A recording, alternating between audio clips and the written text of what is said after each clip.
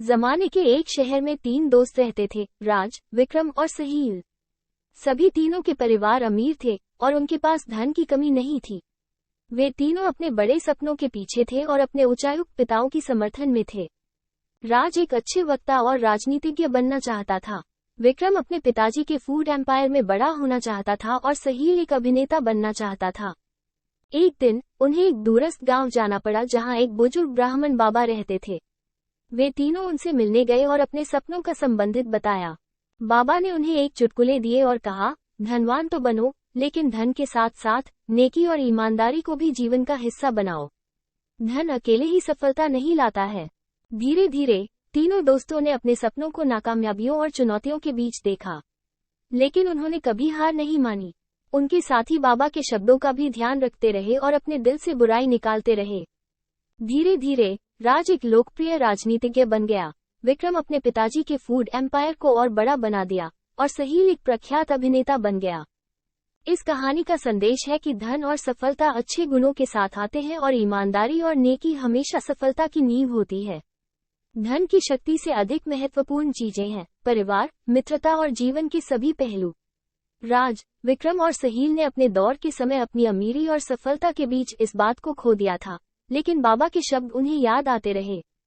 एक दिन एक अजीब सा बुढ़िया उनसे मिली, जो उन्हें अपनी दुनिया की रंगीन और सीरियल कहानियों में ले जाने का दावा करती थी। उसने तीनों को बांधकर अपने नटखट खेलों के लिए बुलाया।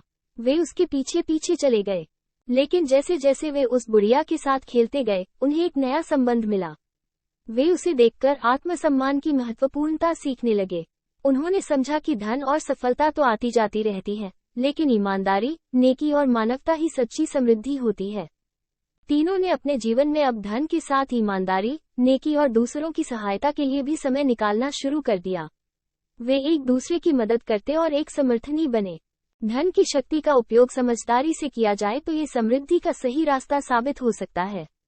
राज, विक्रम और सहील ने इस कहानी से यह सीखा कि अगर वे अपने धन का सदुपयोग करते हैं और ईमानदार रहते हैं, तो उनकी जिंदगी में असीम समृद्धि और खुशियां होती हैं।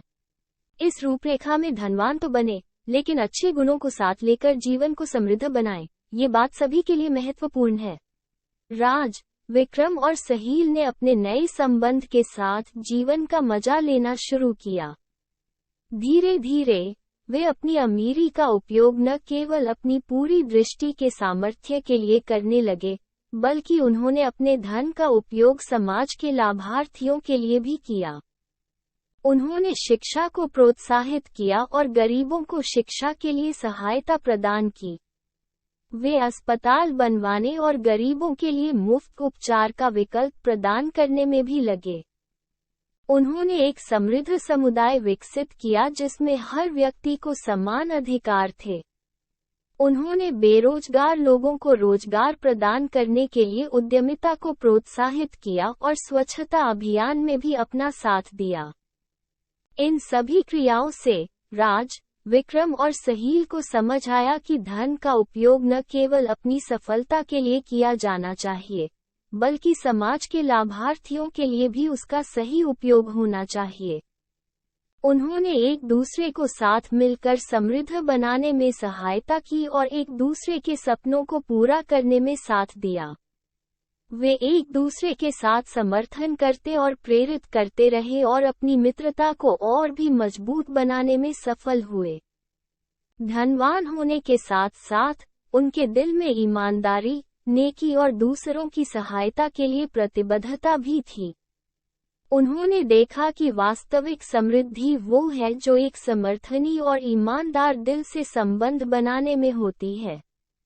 धन की शक्ति का सदुपयोग करके राज, विक्रम और सहील ने अपनी दृढ़ता से सपनों को साकार किया और समृद्ध और समर्थ समाज का निर्माण किया। ये कहानी सबको याद दिलाती है कि अगर हम अपने धन का सही उपयोग करते हैं, तो हम अपने और दूसरों के जीवन में सच्ची समृद्धि को प्राप्त कर सकते हैं।